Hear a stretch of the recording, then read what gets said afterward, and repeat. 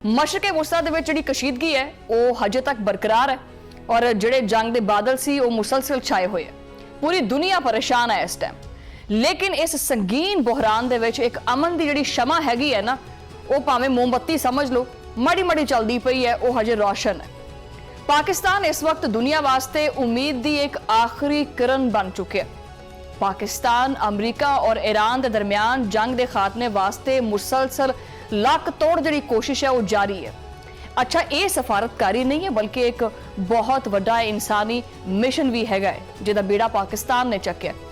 इस्लामाबाद इस वक्त आलमी सियासत का मरकज बन चुके हैं। हर बंदे की नज़र जिहड़ी है वो इस्लामाबाद के उत्ते टिकी पई है। ईरानी वज़ीर खारजा अब्बास अरागची इन्हां सारियां कोशिशां दे सिलसिले दे विच अहम जिहड़े दौरे ने वो करदे पए ने।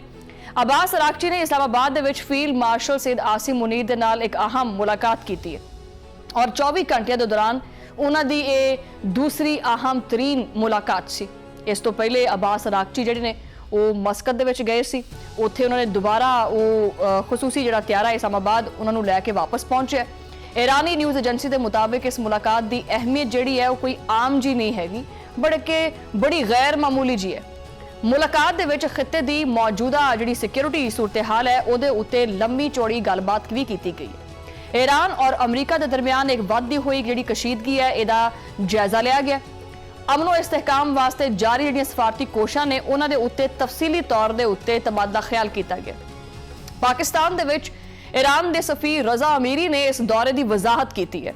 उन्होंने आख्या है कि ईरानी वफद का मकसद जिहड़ा है वो इलाकाई सूरत हाल दे उत्ते गलबात करना सी। वज़ीर खारजा अब्बास अरागची ने पाकिस्तानी क़यादत दे नाल दो तरफा ताल्लुकात दे उत्ते बड़ी डूंगी गलबात की है।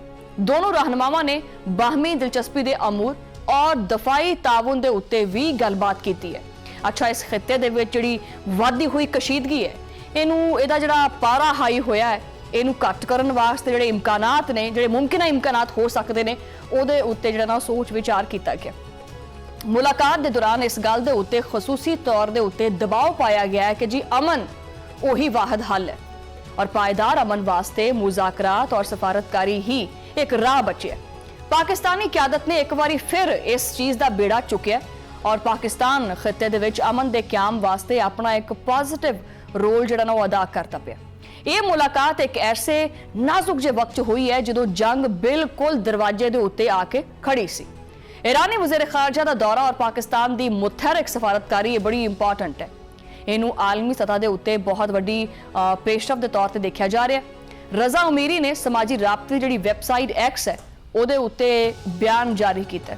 उन्होंने आख्या कि ईरानी वफद के दौरे का जिहड़ा मकसद है वो इलाकाई दौरे का आगाज सी और इस दौरे के दौरान दो तरफा ताल्लुकात जिहड़े ने वो आपस दे उन्हां दा जायजा लिया और इलाकाई सूरत हाल के उत्ते भी गलबात की है। ईरानी सफीर ने हुकूमत पाकिस्तान और अफवाज पाकिस्तान का नहायत दिल नाल शुक्रिया भी अदा किया। उन्होंने पाकिस्तानी अवाम की मुहब्बत और जिहड़ा ताउन है पाकिस्तान की अवाम वालों उहदी भी तारीफ की। उन्होंने वज़ीर आज़म शहबाज शरीफ और फील्ड मार्शल आसिम मुनीर के जिहड़े इकदामात ने उन्होंने दिल खोल के तारीफ की है। ईरानी सफीर ने आख्या कि जी असी पाकिस्तान की जिहड़ी अंतक कोशिश है या अंतक इकदामात ने उन्होंने नहायत मशकूर है। जंग के खात्मे और पायदार अमन वास्ते पाकिस्तान का जिहड़ा किरदार है काबिल सताइश है, काबिल तारीफ है। उन्होंने आख्या जी कि ईरान हुण जिहड़ा ना वो अमरीका नूं पाकिस्तान के जरिए जिहड़ा ना वो नई तजावीज़ पेश करता पिया और पाकिस्तान ने पेश कर भी दित्तियां ने। ये तजावीज़ जिहड़ियां ने वो इस बुहरान नूं खत्म करने वास्ते एक अहम किरदार भी अदा कर सकदियां। अमरीका दे नाल जारी कशीदगी के दौरान ईरान ने बहुत वड्डा कदम चुक्या। ईरान ने अपना हुरमस खोलन वास्ते और जंग के खात्मे वास्ते एक नई तजवीज़ जिहड़ी है, कोई नई राह जिहड़ी है वो दे दी है। इन्हां तजावीज़ दे विच एक नहायत अहम नुकता किहड़ा है वो है जोहरी मुज़ाकरात दे नाल जुड़िया होया। ईरान ने जोहरी मुज़ाकरात के बाद जिहड़ा ना वो मरहले तक इहनूं कह के जी मुज़ाकरात तो बाद दे मरहले तक इहनूं मौखर करन दी गल करदे हां और अमरीकी हुकाम और बाखबर ज़राए दे मुताबिक ये तजवीज़ भी बड़ी इंपॉर्टेंट है, बड़ी अहम है। ये तजवीज़ इदां दे टाइम सामने आंदी पई है जो दोनों मुल्कां दे विच जिहड़ा ना वो एक सफारती खला पैदा होया है। ईरानी क़यादत के अंदर इस वक्त मुख्तलिफ जिहड़ी राय है वो पाई जाती है और बहुत सारिया गल्लां दे उत्ते इख्तलाफ भी है। उत्थे ये भी इख्तलाफ है कि जिहड़ा जोहरी प्रोग्राम है उहदे उत्ते कितनी रायत देनी है कितनी नहीं देनी। ईरानी तजवीज़ का मकसद एक बहुत ही हसास मामले नूं फिलहाल मतलब थोड़ा जिहा सैड ते करना है, यानी इनू बाद च देख लेने। ईरान चाहता की है? ईरान चाहता है कि इस मामले नूं छड्ड के फौरी तौर के उत्ते अपनी किसी भी मुआहदे उत्ते पहुंच जाइए। तजियाकारां दे मुताबिक ये गल बहुत वड्डी कोई सियासी चाल भी हो सकती है, ये पिछे बहुत सारे कोई हकाइक होर भी हो सकते हैं, ये पिछे उन्होंने बहुत सारे मकासद भी हो सकते हैं। अगर नाकाबंदी खत्म हो जाती है तो जंग रुक जाती है तो सूरत हाल भी बदल जाएगी।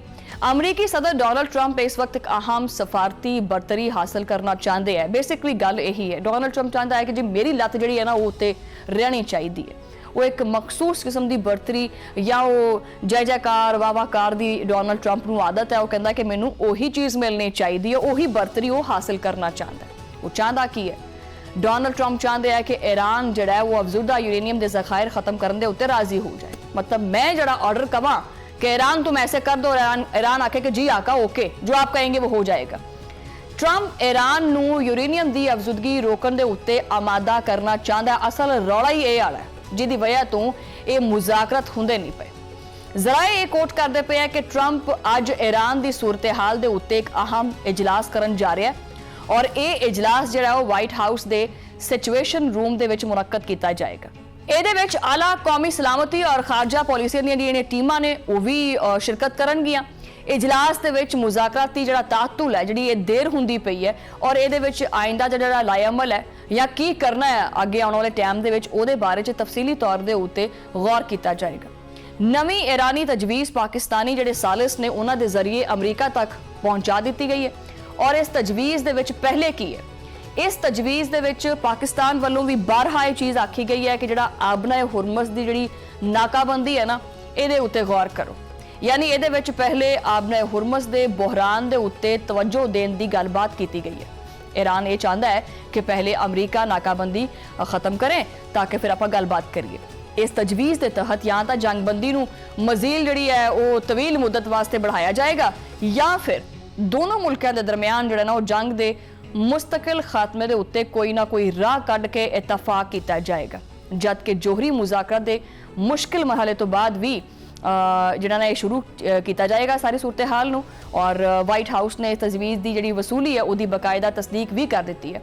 ताहम यह भी वाजे हजे तक नहीं है कि अमरीका ये उत्ते गौर करता है या नहीं करता, या अगर गौर करता है तो किस हद तक गौर करेगा।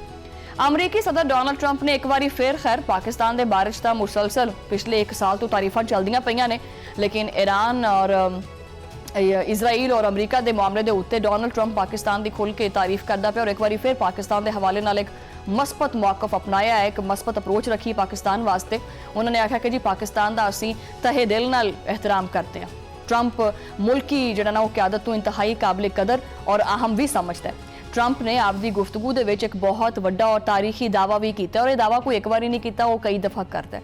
उन्होंने आख्या कि जी उन्होंने दुनिया भर दे विच 8 मुमकिना जंगा रोकवाइयां ने और इन्हां रोकण वालियां जंगां दे विच भारत और पाकिस्तान के दरमियान जी वधदी हुई कशीदगी है, जी ये जंग सी वो भी शामिल है। ट्रंप का यह एतराफ पाकिस्तान की अहमियत का मुँह बोलता होया सबूत है। देखो पहली गल तो यह है कि चलो जो भी है ट्रंप के बयानात कॉन्ट्रोडिक्टरी बिल्कुल सही, लेकिन ट्रंप पाकिस्तान के बारे जो ना वो ऐसे बयानात नहीं देता जोड़े रलते ना हों। पाकिस्तान के बारे एक मुस्तकिल बयानिया और ट्रंप के मुँह चो तारीफ करवाना ये तो पता ही है, लेकिन पाकिस्तान की मुसलसल डोनाल्ड ट्रंप तारीफ करता पे। उन्होंने आख्या कि जी पाकिस्तान इस वक्त खिते के एक अहम ब्रिज का किरदार अदा करता पे, एक पुल बनया होया पाकिस्तान।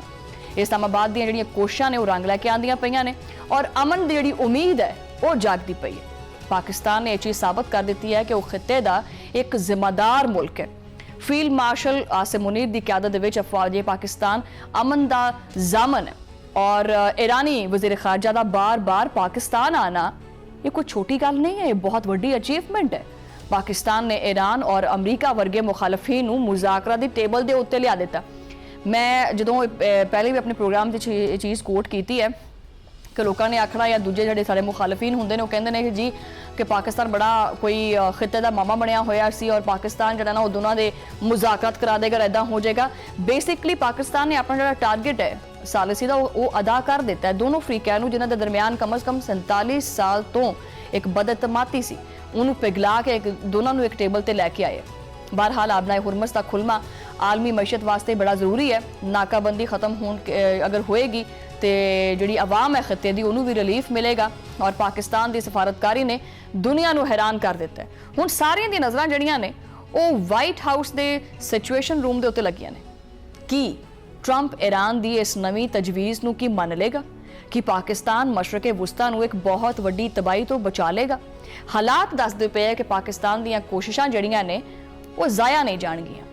पाकिस्तान ने हमेशा अमन और भाईचारे का पैगाम दिता है। ईरान और अमरीका के दरमियान जिहड़ी बर्फ है वो पिघलना तो शुरू हो चुकी है। इसका सारा क्रेडिट किनू जांदा है? पाकिस्तान की मुखलिसाना क्यादत नूं जांदा है। दुनिया मानती पई है कि पाकिस्तान तो बगैर अमन का ख्वाब देखना ये बिल्कुल अधूरा है। इस्लामाबाद दे विच होण वालियां मुलाकातां तारीख साज साबित होणगियां। हुण जंग नहीं बल्कि अमन का जिहड़ा दौर है वो शुरू हो गया। लेकिन इहदे च घबराने वाली गल नहीं हैगी। देर आए दुरुस्त आए, हालात वाक़यात जिहड़े ने वो पॉजिटिव सिमत च जांदे पए ने। हुण दोबारा ये उम्मीद करदा कि खिते दे विच जिहड़ी जंग की सूरत हाल है वो ना लगे और जिहड़ा अमन का जिहड़ा राह हमवार किया जा रहा है उस अमन नूं जो है ना वो पायदार और मुस्तकिल जिहड़ा हल है वो खिते वास्ते मिले ताकि पूरे खिते नूं एक रिलीफ जिहड़ा ना मिल सके और आवाम नूं भी मिल सके।